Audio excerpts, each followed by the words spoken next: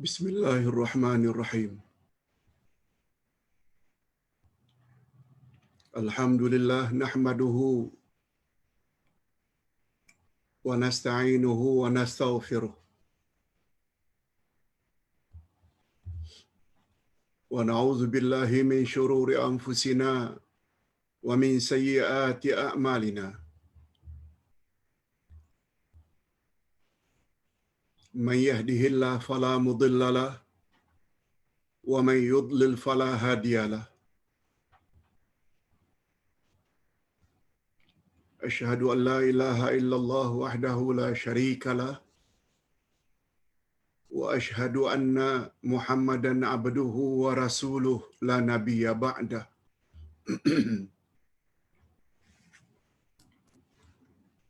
Allahumma salli wa sallim ala nabiyyina Muhammad wa ala alihi wa sahbihi ajma'in, amma ba'd.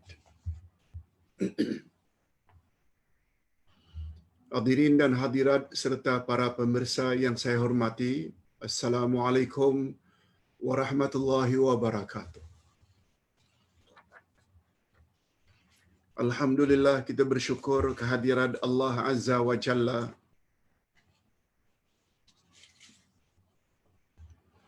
Berkat taufiknya kita dapat meneruskan lagi majlis ilmu dengan hukum hakam salat sunat.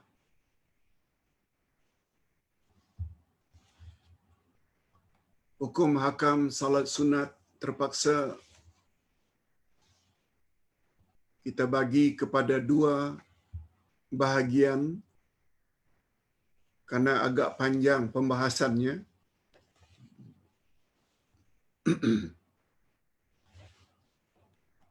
Yang pertama, minggu lalu kita telah bahas salat sunat sambil duduk.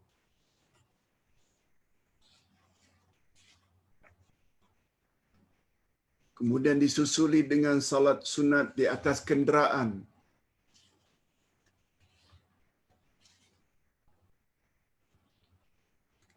Kemudian disusuli pula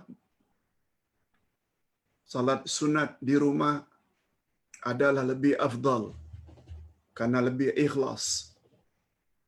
Selain memang demikian amalan Nabi Muhammad sallallahu alaihi wasallam.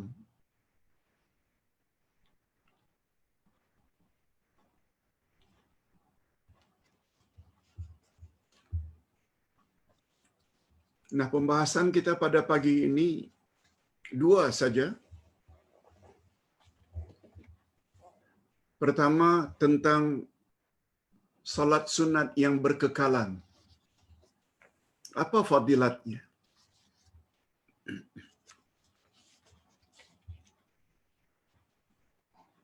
Pembahasan yang kedua, salat sunat yang boleh dilakukan secara berjamaah. Walaupun tidak semua salat sunat itu boleh dilakukan secara berjamaah, nanti kita akan sentuh beberapa salat sunat yang digalakkan kita lakukan secara berjamaah. Okey, kita langsung bahas. Salat sunat berkekalan. Lihat muka surat 20. Dari buku Himpunan Salat Sunat Menurut Nabi sallallahu alaihi wasallam, halaman yang ke-20. Sesungguhnya amalan yang paling disukai dan dicintai oleh Allah, amalan yang berkekalan walaupun ia dilakukan sedikit-sedikit. Prinsip ini perlu diketahui oleh semua.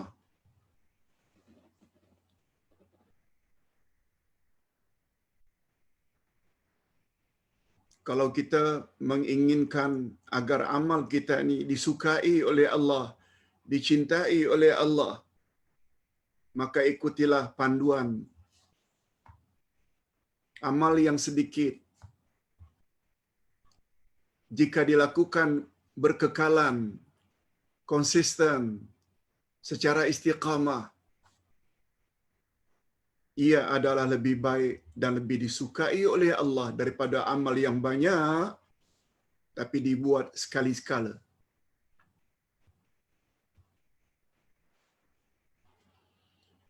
Ini bukan rekaan tetapi pernah dijelaskan oleh Nabi sallallahu alaihi wasallam melalui riwayat Siti Aisyah radhiyallahu anha.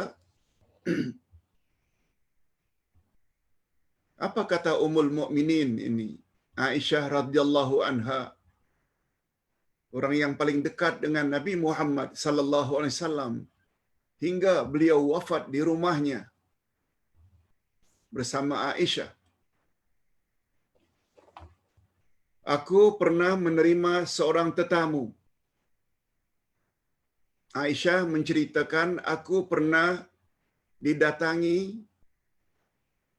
oleh seorang tetamu wanita dari Bani Asad, yaitu suku Asad. Lalu Rasulullah sallallahu alaihi wasallam memasuki rumahku dan bertanya, "Siapakah wanita ini, wahai Aisyah?" Aku pun menjawab, "Dia si Fulana, si Anu," disebut namanya. Walaupun tak disebut di sini siapa nama wanita tersebut.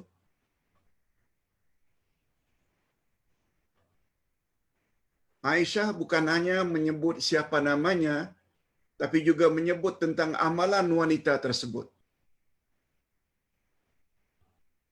yaitu tentang salat malamnya yang banyak. Tentang salat malamnya yang banyak. Wanita yang menjadi tetamu tadi rupanya punya amalan salat malam yang banyak. Setelah mendengar penjelasan Aisyah radhiyallahu anha tentang wanita tersebut yang kononnya salat malamnya sangat banyak, apa kata Nabi? Apa komen Nabi? Komen Nabi ini tertera di dalam hadis muttafaq alaih. Hadis yang diriwayatkan bersama Imam Bukhari dan Imam Muslim. Apa kata Nabi? Mah, alaikum ma tutiqun minal a'mal, fa inna Allaha la yamillu hatta tamillu. Muttafaqun alaih.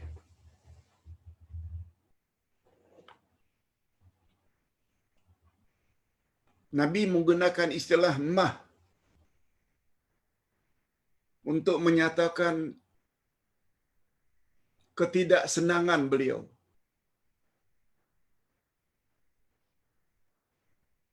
ketidaksetujuan beliau.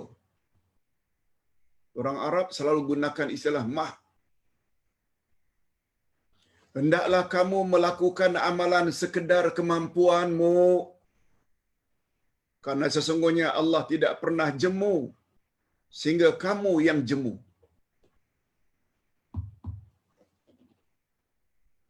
Kita telah jelaskan perkara ini 2 hari yang lalu, hari Khamis, ketika membahas Islam agama yang mudah. Inna dina yusrun. Sesungguhnya agama Islam itu adalah agama yang mudah. Kita telah bahas panjang lebar tentang topik itu. Jadi nasihat Nabi ini menunjukkan bahawa baginda tidak setuju orang yang memperbanyak salat. Kata Nabi, seolah-olah suruhlah tetamu itu buat salat malam semampunya. Sebab Allah Subhanahu Wa Taala tidak jemu sehingga kamu jemu. Maksudnya, apabila salat terlalu banyak, akhirnya keletihan. Bila sudah keletihan, akhirnya kita jadi bosan, jemu. Selanjutnya, kita berhenti dari beramal. Itu maksudnya. Untuk lebih tepat, kita baca. Demikian juga hadis daripada Anas bin Malik radhiyallahu anhu. Apa katanya? Nabi SAW memasuki masjid. Tiba-tiba baginda melihat tali terentang antara dua tiang. Masjid Nabi banyak tiang. Di antara satu tiang dengan tiang yang lain ada terentang, diikat tali. Tahu tak kegunaan tali ini? Orang yang apabila salat malam dan dia merasa ngantuk, dia akan berpaut pada tali, bertahan pada tali supaya dia tidak jatuh. Melihat keadaan ini, baginda bertanya, tali apakah ini? Para sahabat menjawab, ini tali milik Zainab, ya Rasulullah. Zainab itu istri Rasul.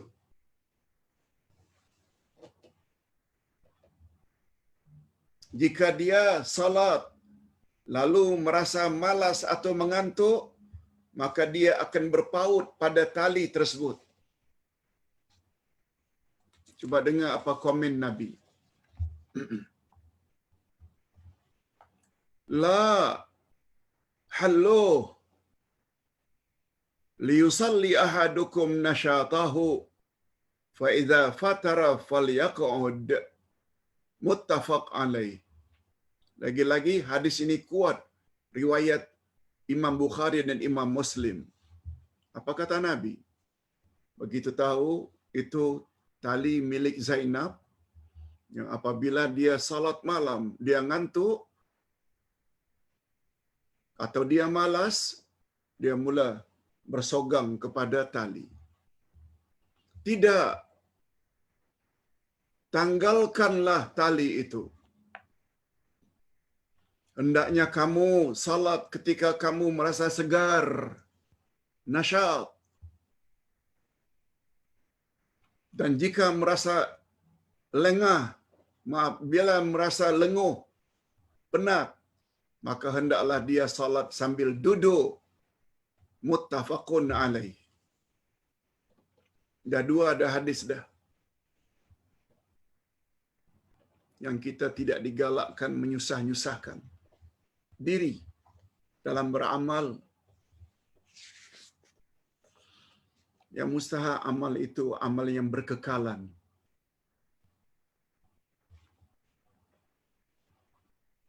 Kita tambah lagi hadis lain juga muttafaq alaih. Kata Masruq radhiyallahu anhu, aku bertanya kepada Aisyah radhiyallahu anha.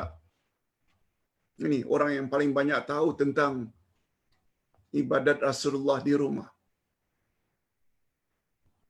Ayul amali kana ahabbu ila Rasulillah sallallahu alaihi wasallam? Qalat ad-daim. Qultu mata kana yaqumu? Qalat kana yaqumu idza sami'a as-sarikh. Muttafaq alaih. Amal apakah yang paling disukai oleh Rasulullah sallallahu alaihi wasallam? Jawab Aisyah, amalan yang berkekalan. Aku bertanya lagi, bila baginda bangun untuk melakukan salat malamnya? Jawab Aisyah, baginda biasa bangun bila mendengar suara ayam berkokok. muttafaq alaih. Maknanya bukan semalam-malaman. Enggak. Dengan kata lain, diperkuat oleh hadis-hadis yang lain. Nabi bangun pada sepertiga akhir malam.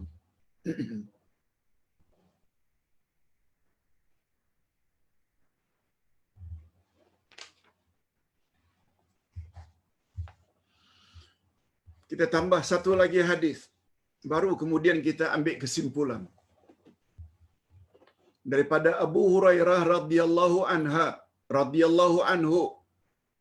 Daripada Abu Hurairah radhiyallahu anhu, daripada Nabi sallallahu alaihi wasallam. Ini dia hadis yang kita baca 2 hari yang lalu. Bahwa agama itu mudah. Inna ad-dina yusrun wa lan yushadda ad-dinu ahadun illa ghalabah. Fasaddidu wa qaribu wa abshiru wasta'inu bil ghadwati war rauha wa syai'un minad dulajah atau minad duljah. Muttafaq alaih. Masya Allah. 4 hadis semuanya hadis yang kuat-kuat belaka. Yang kata ulama tafsir dan ulama hadis, setelah hujah berdasarkan ayat Quran, yang keduanya setelah ayat Quran, hadis Nabi yang diriwayatkan bersama oleh Bukhari dan Muslim. Nah, itu yang terkuat. Daripada hadis-hadis Nabi yang terkuat, muttafaqun alaih.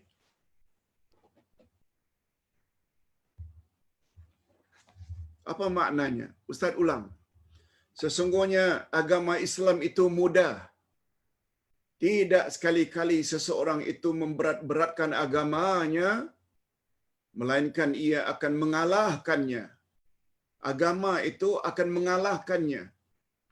Oleh itu ikutilah dengan tepat dan hampirilah dan bergembiralah dan mohonlah pertolongan pada waktu pagi dan petang dan sedikit daripada waktu malam. Muttafaqun alaih. Kita dah jelaskan panjang lebar 2 hari yang lalu. Nah, kesimpulan yang dapat kita ambil dari 4 hadis di atas. Apa dia pengajarannya? Beberapa kesimpulan yang dapat diambil dari hadis-hadis di atas, antaranya, ini dia pengajaran. Syarah al-hadis. Pertama, Nabi menggalakkan agar beramal secara berkekalan, walaupun amal itu sedikit.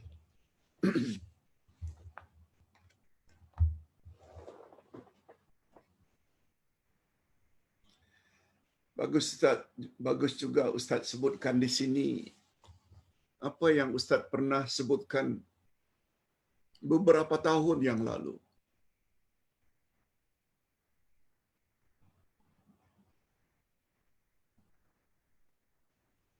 Ketika membahas tentang istiqamah, konsisten.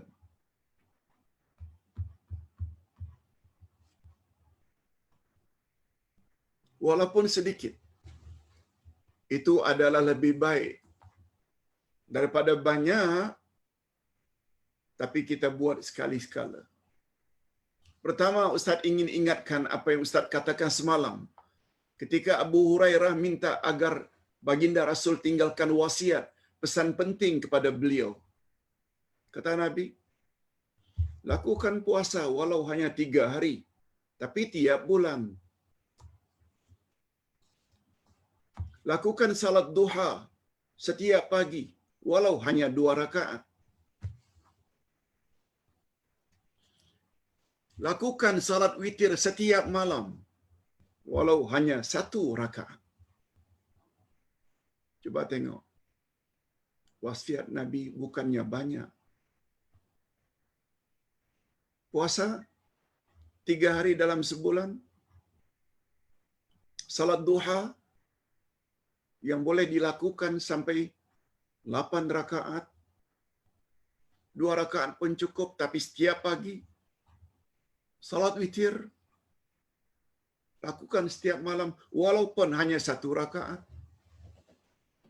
Itu memberi isyarat, continuity, consistency, itu adalah lebih disukai oleh Allah. Walaupun sedikit. Rupanya hadirin dan hadirat, dalam semua keadaan, prinsip tersebut berlaku. Kita makan 3 kali sehari. Betul tak? Ada breakfast, ada lunch, ada dinner. Kita yang sudah umur seperti ini, kadang-kadang sarapan breakfast hanya dengan 2 keping roti bakar. Atau sedikit kentang goreng. Atau sedikit nasi lemak. Tengah hari lunch, kita makan kadang-kadang 1 pinggan. Atau setengah pinggan. Malam kadang-kadang kita hanya makan kentang atau roti. Atau sedikit nasi.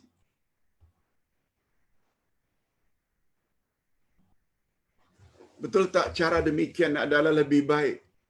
Walaupun sedikit breakfast, lunch, dan dinner, daripada pagi saja kita makan sampai 3 pinggan, kemudian tak makan-makan lagi. Sekali makan tapi banyak, tetapi hanya sekali. Tidaklah lebih baik untuk kesihatan daripada kita agih-agihkan. Sedikit breakfast, sedikit lunch, sedikit dinner. Begitu juga dari sudut kesihatan. Bila kita balik dari doktor, pakar kulit umpamanya, kamu mesti makan obat ini untuk seminggu. 1 biji pagi, after breakfast, tengah hari, dan malam. Seminggu. Ada 21 biji. Mana lebih baik? Kita buat 3 kali, after breakfast, after lunch, after dinner. Selama 7 hari, 21 tablet. Mana lebih baik? Kita agih-agihkan setiap hari 3 atau 1 kali 21? Atau 1 kali telan 21? Kalau tidak pingsan. Mana lebih baik kesannya? Begitu juga dalam sudut pendidikan. Seorang pakar pendidikan berkata,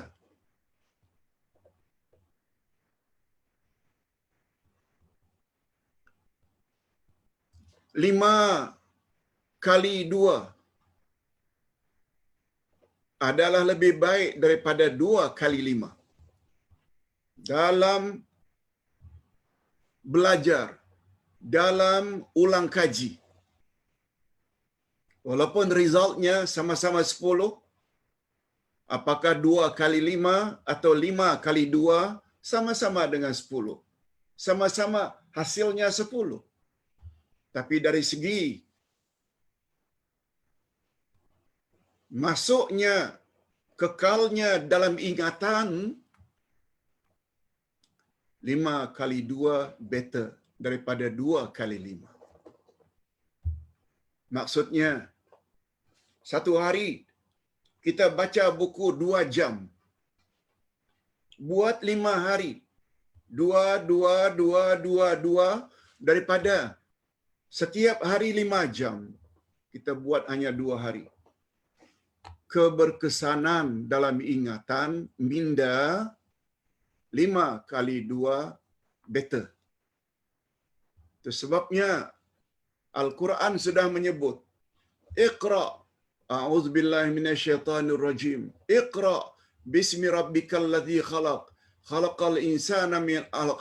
Iqra wa rabbukal Iqra disebut berkali-kali. Ini sesuai dengan bidalan orang-orang tua kita, lancar kaji karena diulang. Lancar kaji karena diulang. Bukan sekali dengar. Kita hendaklah dengar berkali-kali. Dan itulah sebabnya mengapa Ustaz Uday khasnya dalam mengajar ilmu agama, Ustaz selalu ulang-ulang. Ulang-ulang. Apalagi yang dengar itu sudah lanjut usia. Jangan lupa ya apa yang Ustaz pesan pagi tadi dalam soal jawab.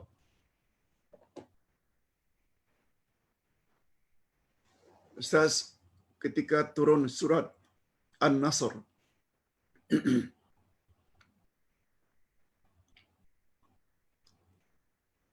Nabi disuruh membaca, berzikir subhanallah walhamdulillah astaghfirullah.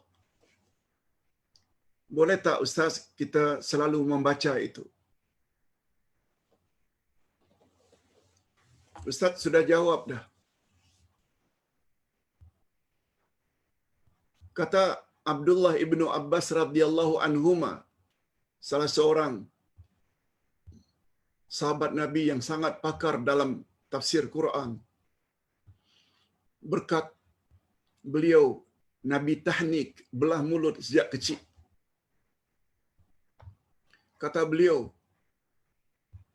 turunnya surat Idza Jaa Nasrullahi wal Fath menunjukkan an-na'yu. An-na'yu maknanya berita. Baginda tak lama lagi akan wafat.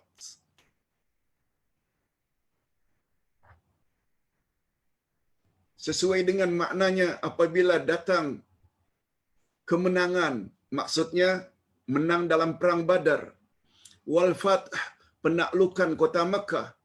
Dan yang ketiga, banyaknya manusia masuk ke dalam Islam berduyun-duyun. Itu menunjukkan bahawa masa dakwah Nabi sudah hampir berakhir. Oleh sebab itu, fasabbih bihamdi rabbika wastaghfir. Oleh sebab itu, bertasbihlah, bertahmidlah dan istighfarlah. Itu sebabnya kata Aisyah radhiyallahu anha lagi, patutlah baginda ketika umurnya sudah lanjut, begitu selesai ayat itu turun, surah itu turun, surah yang ke-110, aku dengar Rasulullah selalu sangat memperbanyak zikir subhanallah walhamdulillah astaghfirullah. Subhanallah fasabbih, bertasbihlah, walhamdulillah bihamdik, alhamdulillah, wastaghfirhu istighfar. Sebabnya para ulama galakkan sangat kita bila dah memulai memasuki umur 60, banyak-banyaklah membaca 3 jenis zikir tadi. Sila baca apa yang Ustaz sudah tulis pagi tadi untuk manfaat kita bersama.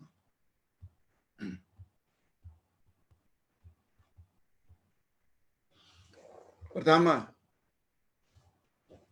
jadi sekali lagi, dalam prinsip belajar, ulang kaji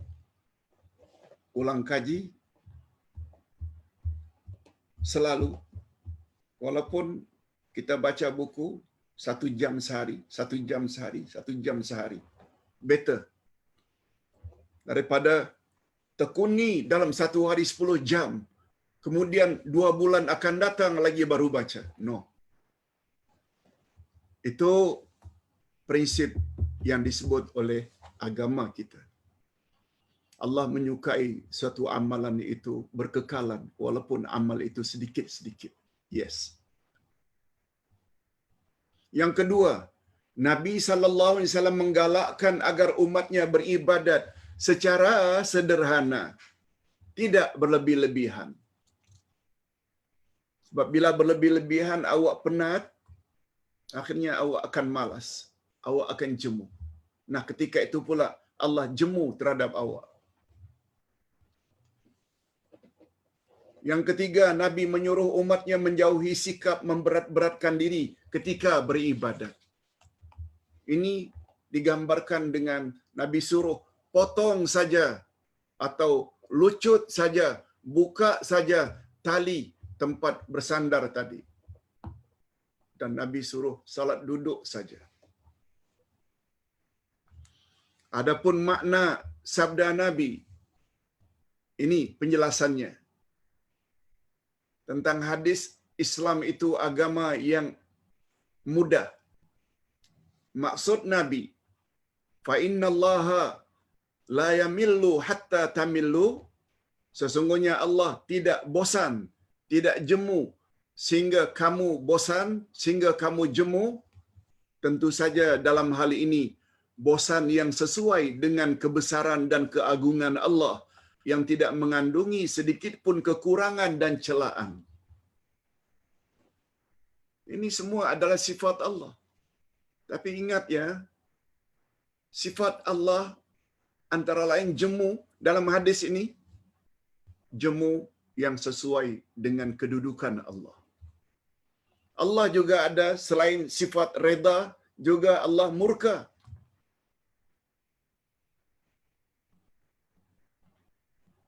Semua sifat Allah wajib kita yakini, tapi sesuai dengan kebesaran Allah. Bukan sebagaimana makna bosan di sisi manusia yang kadang-kadang tidak elok. Yang pasti sifat bosan atau jemu di sini, di sisi Allah, sama sekali tidak serupa dengan sifat bosan atau jemu yang ada pada makhluknya. Kita selalu sebut, Allah ada wajah, Allah ada tangan, Allah ada mata, Allah bersemayam di atas arasy. Yakini saja sifat-sifat sebagaimana yang Allah sebutkan, tapi dengan syarat tidak menyamakan wajah Allah, tangan Allah, mata Allah itu dengan makhluk. Itu syaratnya. Malah jangan bertanya macam mana mata Allah, wajah Allah. Yang pasti wajah Allah, mata Allah, tangan Allah tak sama dengan makhluk. Titik, full stop. Jangan ditanya lagi. Itu cara memahami sifat Allah yang paling selamat. Dan itulah dia pegangan salafus salih, 3 kurun pertama. Yang pasti, maaf, dan dalam hal ini tidak tersebut. Dan dalam hal ini sifat tersebut membawa makna bahawa Allah SWT tidak akan memutuskan ganjaran pahala yang layak diterima oleh seseorang sehingga orang tersebut memutuskan atau menghentikan amalannya. Itu maksudnya, tidaklah kamu jemu kecuali Allah jemu pula. Maknanya, bila awak dah berhenti daripada mengamalkannya, Allah pun berhenti memberi kita ganjaran dan pahala. Itu maksudnya. Jangan salah faham. Okey, kita masuk kepada pembahasan yang terakhir. Pembahasan yang kedua. Salat sunat boleh dilakukan berjamaah.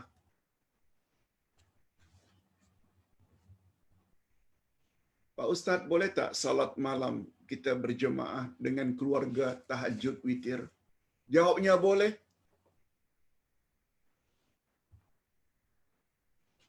Boleh tak kita salat tarawih berjamaah? Boleh.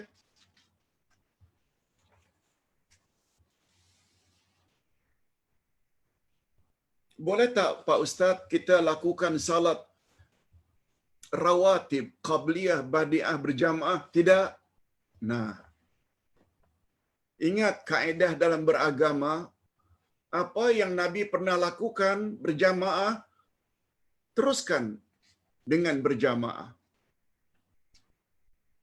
Salat sunat yang Nabi tak pernah lakukan salat berjamaah, jangan kita reka-reka cara baru dengan berjamaah untuk salat qabliyah dan ba'diyah.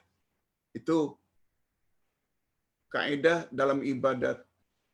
Al-aslu fil ibadah al-ittiba' lal ibtida'. Asal usul ibadat adalah mengikut saja, bukan dengan mereka-reka cara baru. Itu kaedah. Okey. Kadang-kadang umat Islam dibolehkan melakukan salat-salat sunat secara berjamaah. Ini berdasarkan beberapa hadis Nabi sallallahu alaihi wasallam. Pertama, dari Abdullah bin Mas'ud radhiyallahu anhu, "Shallaitu ma'a Rasulillah sallallahu alaihi wasallam lailatan fa atala hatta hamamtu bi amri su'." Qila, "Wa ma hamamta?" "Hamamtu an ajlisa wa ada'ahu." Muttafaq alaih. Kuat lagi riwayat Bukhari Muslim. Aku pernah salat bersama Rasulullah pada suatu malam. Maknanya salat berjamaah. Lalu baginda memperpanjang salatnya sehingga aku menyangka perkara yang buruk berlaku. Beliau Abdullah bin Mas'ud ditanya, "Apakah sangkaan burukmu itu?" Jawabnya, "Aku bercadang akan duduk dan meninggalkannya." Aku bercadang akan duduk lalu meninggalkannya. Sebagaimana kita sama-sama maklum, Rasulullah sallallahu alaihi wasallam kalau buat qiyamul lail, tahajud, kadang-kadang sampai 400-500 ayat. Al-Baqarah,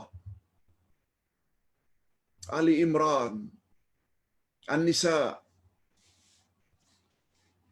3 surah panjang itu untuk satu rakaat. Sehingga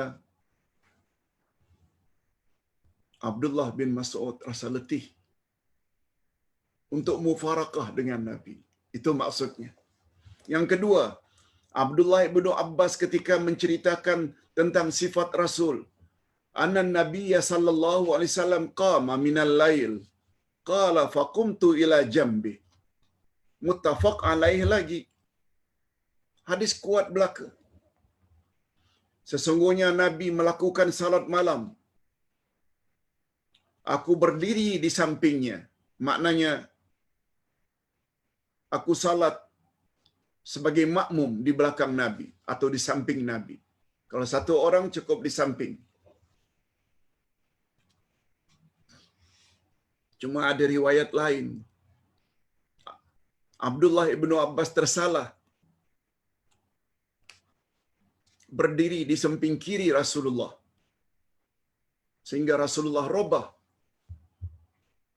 Abdullah ibnu Abbas akhirnya berdiri di sebelah kanannya. Itu dalam hadis yang lain.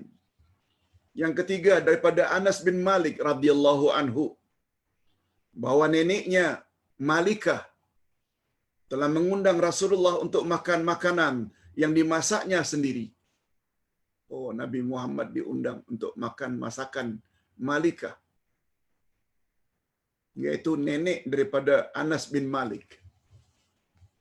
Lalu Rasulullah pun makan, kemudian baginda bersabda, "Sudah makan?" Apa kata Nabi? Kata Nabi, "Qumu fa usalli lakum."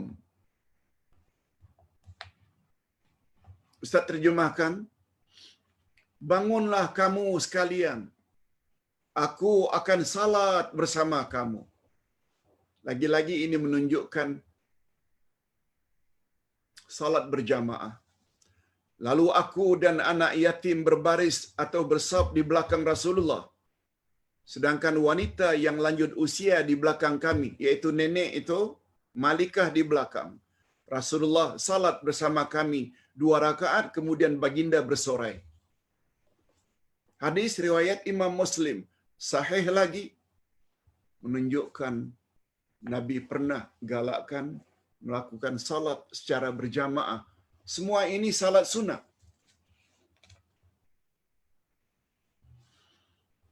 Yang keempat, dari Anas bin Malik juga, menurut riwayat yang lain bahawa Nabi telah sudi memenuhi undangan mereka. Di rumahnya ketika itu hanya ada Anas, ibunya, dan Ummu Haram, makcik Anas. Nah, ini riwayat yang lain. Lalu apa kata Nabi? Qumu faliusalli bikum fi ghairi waqti salah. Fasalla bihim wa ja'ala Anasan an yamini wa aqama al-mar'ah khalfahum. Hadis riwayat Imam Muslim. Berdirilah kamu, aku akan salat bersama kamu. Peristiwa ini berlaku bukan dalam waktu salat. Bukan dalam waktu salat. Maknanya bukan untuk salat fardu. Baginda salat bersama mereka dan menjadikan Anas pada bahagian kanannya.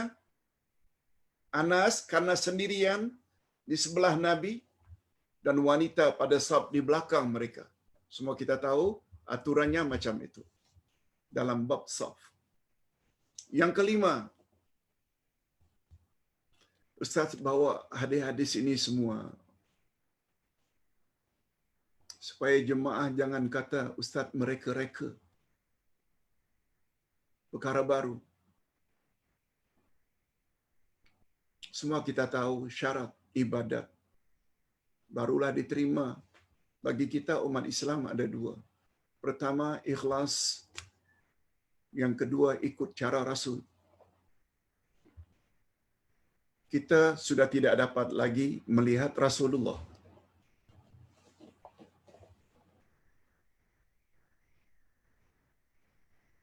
Sedangkan Rasulullah bersabda, "Sallu kama ra'aitumuni usalli." Salatlah kalian sebagaimana kamu tengok cara aku salat. Hari ini kita masih lagi boleh melakukan salat exactly macam yang diajar oleh Rasul, tapi bukan dengan melihat baginda, sebab baginda telah wafat. Caranya kita hendaklah ikut hadis-hadis sahih yang Nabi sebut.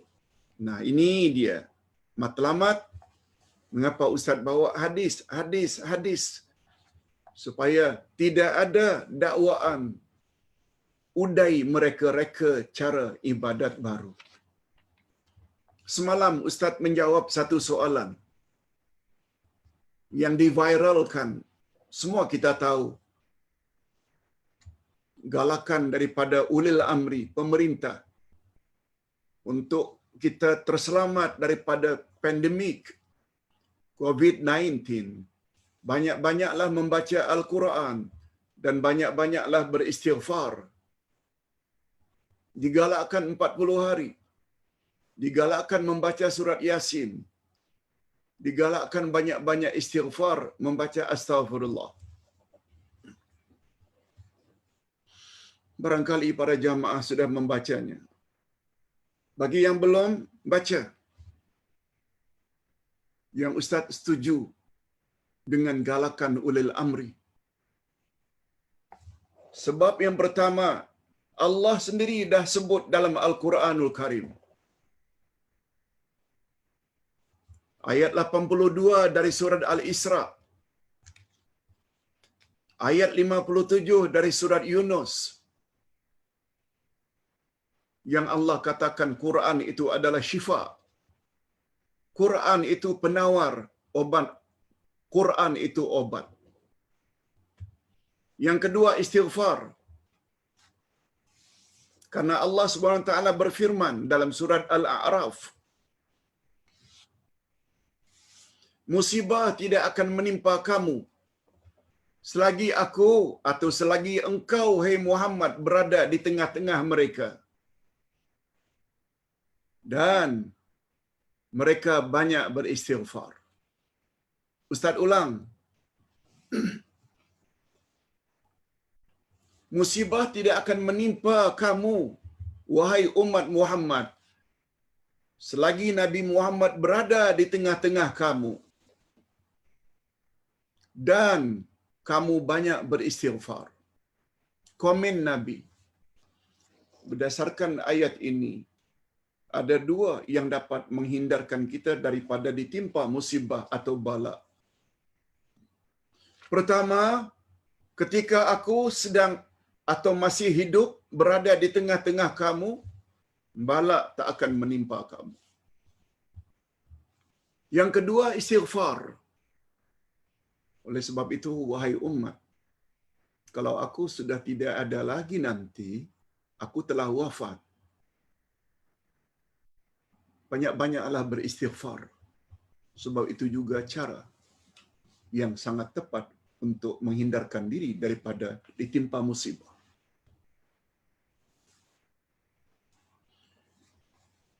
Cuma dalam pandangan Uday, janganlah terlalu terikat dengan surat Yasin.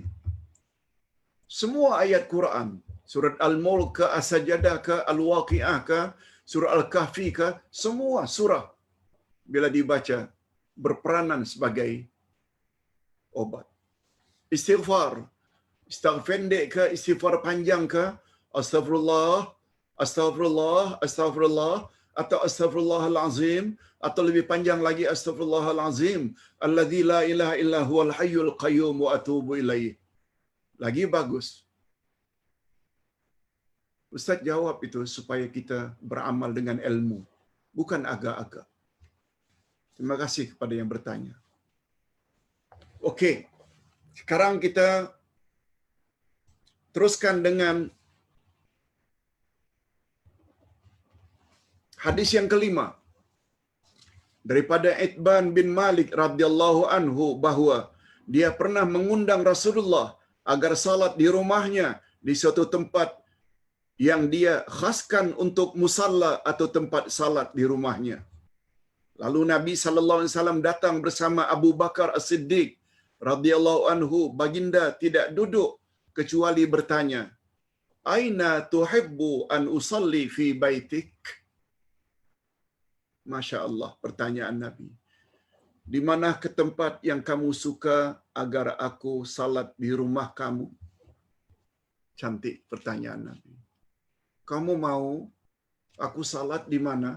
Dalam rumahmu? Selanjutnya Itban menunjukkan tempat yang dia sukai baginda salat padanya. Allahu Akbar. Beruntungnya Itban, karena Rasul salat di rumahnya. Lalu Rasulullah bertakbir dan kami berbaris membuat saf di belakangnya. Baginda salat 2 rakaat, kemudian salam, dan kami pun salam setelah baginda salam. Pada bahagian hadis diriwayatkan baginda bersabda. Coba dengar. Baginda buat 2 rakaat saja. Bukan sampai berpuluh-puluh rakaat. Apa kata Nabi setelah salat 2 rakaat? Fa innallaha qad harrama 'alan nari man qala la ilaha illallah yabtaghi bihi wajh Allah. Muttafaqun alaih. Sesungguhnya Allah mengharamkan api neraka bagi orang yang mengatakan tiada Tuhan yang berhak disembah melainkan Allah. La ilaha illallah, dengan penuh ikhlas mata-mata mengharap ganjaran daripada Allah. Muttafaqun alaih. Oleh sebab itu berzikir la ilaha illallah, la ilaha illallah beberapa kali. Semakin banyak semakin bagus. Itu sebabnya Ustaz, kalau tak salah semalam berpesan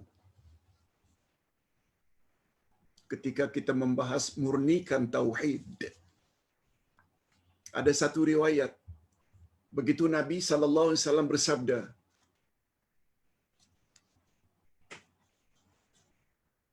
siapa menyebut la ilaha illallah ikhlas dari lubuk hatinya, wajib baginya masuk syurga.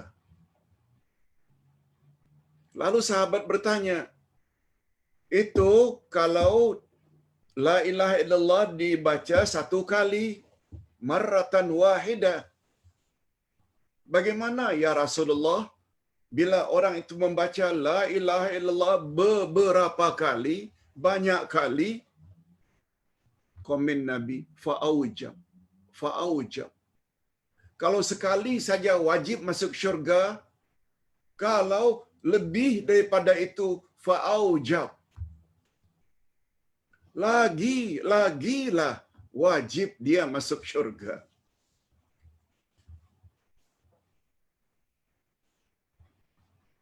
Itu sebabnya semalam Ustaz ada beri panduan. Yang akhir-akhir ini, setelah Ustaz tahu adanya hadis tersebut, Ustaz sudah pergilirkan. Baca subhanallah, alhamdulillah, Allahu Akbar yang biasanya 33 kali. Ustaz baca juga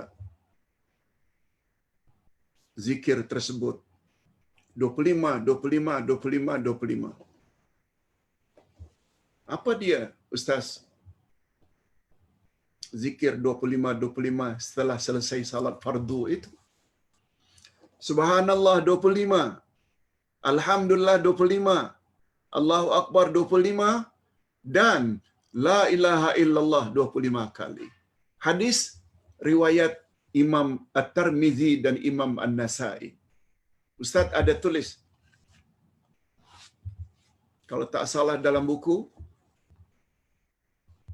yang Ustaz akan terbitkan, yaitu wirid Rasulullah setelah selesai salat fardu.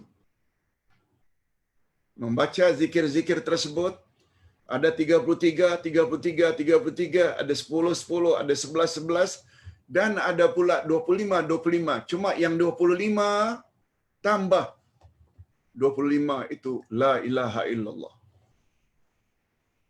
Kalau itu kita amalkan setiap hari, salat fardu pula ada 5 kali. 5 kali 25 bermakna 125 kali setiap hari kita baca Allahu Akbar. Kalau sekali saja wajib masuk syurga, bagaimana jika orang itu melakukan atau membacanya banyak kali? Jawab Nabi, memberi respon positif. Fa'aujab. Lagi dia wajib untuk masuk syurga. Allahu Akbar. Nah, yang terakhir, hadis Nabi yang ke-6, juga sahih riwayat Imam Muslim. Daripada Huzaifah bin Yaman radhiyallahu anhu. Sallaitu ma'an Nabi sallallahu alaihi wasallam dhata lailah. Faftataha al-Baqarah. Faqultu yarka'u indal mi'ah. Thumma mada faqultu yusalli biha fi raka'ah. فمضى فقلت يركع بها ثم افتتح آل إمران فقرأها ثم افتتح النساء فقرأها يقرأ مترسلا إذا مر بآية التسبيح سبح وإذا مر بسؤال سأل وإذا مر بتعوذ تعوذ. رواه مسلم. Terjemahannya, aku pernah salat bersama Nabi sallallahu alaihi wasallam pada suatu malam. Baginda memulai bacaan dengan surat Al-Baqarah. Maknanya setelah Al-Fatihah, Al-Baqarah, ayat lazimnya. Aku menyangka baginda akan rukuk pada ayat yang ke-100. Kemudian baginda melanjutkan bacaannya. Aku menyangka lagi baginda akan membaca surat Al-Baqarah, seluruh Al-Baqarah, kemudiannya akan rukuk. Lihat, Huzaifah bin Yaman, setelah 100 rakaat, setelah 100 ayat dari surat Al-Baqarah, beliau menyangka Rasul akan rukuk. Rupanya Rasul teruskan sampai ke ayat 286. Ayat yang terakhir, fansurna 'alal qaumil kafirin. Aku mengira Nabi akan rukuk. Namun demikian baginda meneruskan lagi dengan membaca surat Ali Imran. Dan baginda meneruskan lagi dengan surat An-Nisa. Baginda membaca ayat dengan ayat, ayat demi ayat secara tartil, iaitu tertib dan tidak gopoh. Bayangkan, Al-Baqarah saja 286. Ali Imran saja ada 200. Itu saja sudah 486. Ditambah pula dengan An-Nisa, dah 100 lebih. Hampir 500 ayat Nabi baca untuk rakaat yang pertama. Bukan hanya itu, jika baginda bertemu dengan tasbih, mensucikan Allah, maka baginda akan selingi dengan bertasbih. Dan jika bertemu dengan ayat permohonan, maka baginda akan selingi dengan permohonan. Dan jika baginda melalui ayat perlindungan, maka baginda akan selingi dengan mohon perlindungan. Bayangkan berapa lama Nabi berdiri untuk salat malam.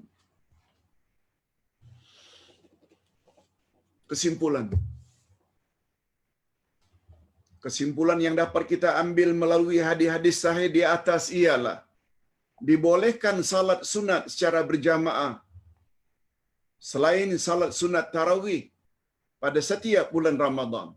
Bukan tarawih saja dan witir kita berjamaah, tapi pada hari-hari biasa di luar Ramadan juga boleh.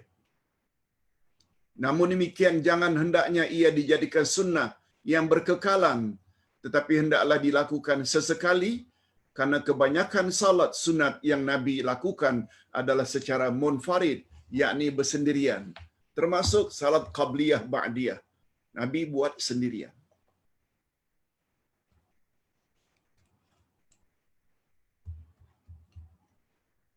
Itu sebabnya hadirin dan hadirat,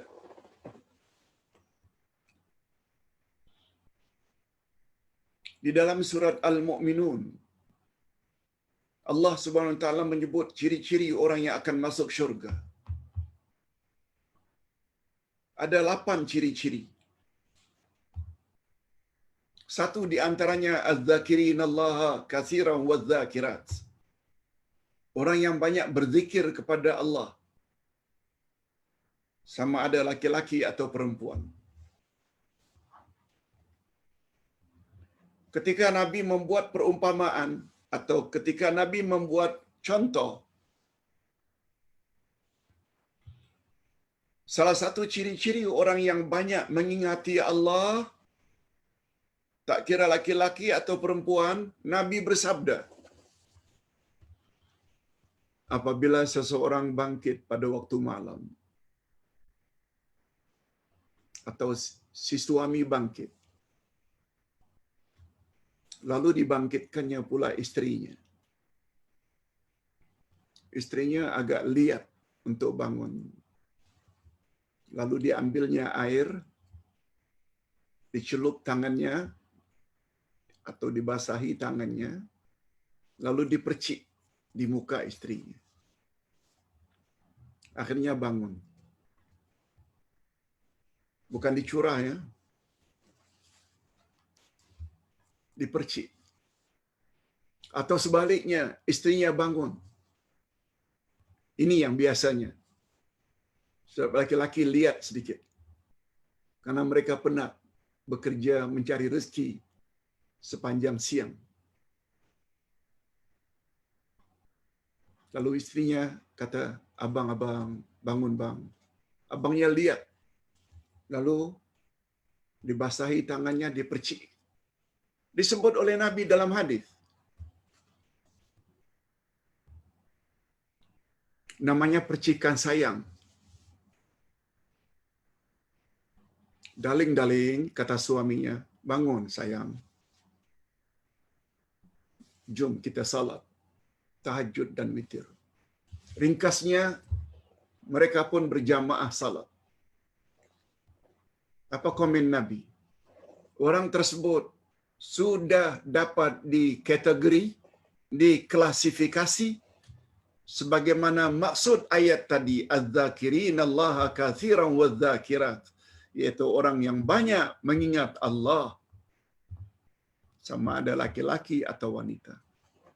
Itu lagi-lagi menunjukkan adanya salat berjamaah, tahajud dan witir. Ustaz dengan orang rumah lakukan perkara ini hampir setiap malam. Mudah-mudahan kita semua termasuk ke dalam golongan orang-orang yang layak masuk syurga Allah. Ustaz kira cukup sampai di sini dulu. Mudah-mudahan apa yang disampaikan berupa panduan-panduan berasaskan hadis-hadis Nabi yang sahih membuat kita tidak ragu lagi untuk melaksanakannya dalam kehidupan sehari-hari. Kita tutup dengan doa. Alhamdulillahirabbil alamin. Wassalatu wassalamu ala asyrafil anbiya'i wal mursalin wa ala alihi wa sahbihi ajma'in. Rabbana ighfir lana dzunubana wa liwalidina warhamhum kama rabbawna shighara. Rabbana hab lana min azwajina wa dzurriyyatina qurrata a'yun waj'alna lil muttaqina imama. Rabbana asrif 'anna 'adzaba jahannam inna 'adzabaha kana gharama innaha sa'at mustaqarra wa muqama. Allahumma irfa' 'anna al-bala' wal waba' wa sayyi'il asqam. Allahumma inna nastaudi'uka biladana wa biladal muslimin birahmatika ya arhamar rahimin. Ya Allah, ampunkanlah dosa kami dan dosa kedua ibu bapa kami, dan cucurilah mereka rahmat-Mu ya Allah sebagaimana mereka telah didik kami sejak dari kecil. Ya Allah, berilah kami pasangan hidup dan zuriat keturunan yang menyedapkan pandangan mata dan hati kami, dan jadikanlah kami pemimpin bagi orang-orang yang bertakwa. Ya Allah, ya Tuhan kami, lindungilah kami daripada wabak, bala, COVID-19 dan segala penyakit-penyakit yang berjangkit. Ya Allah, kami mengadu kepada Engkau yang Maha Berkuasa. Kondisi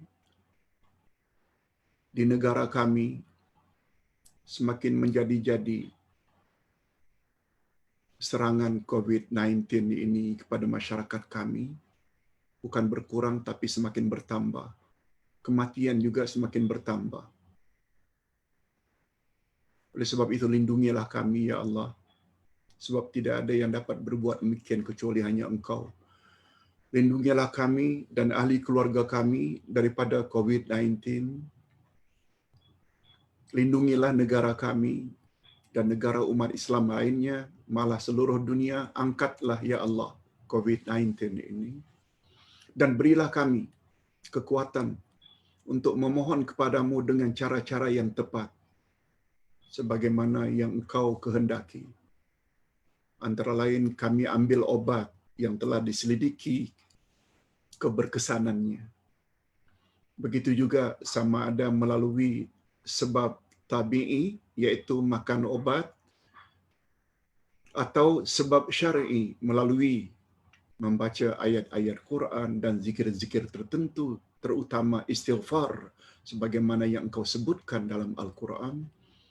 Berilah kami ya Allah dorongan, kekuatan untuk memohon kepadamu dengan cara yang tepat sehingga kami layak mendapat perlindungan daripadamu birahmatika ya arhamar rahimin.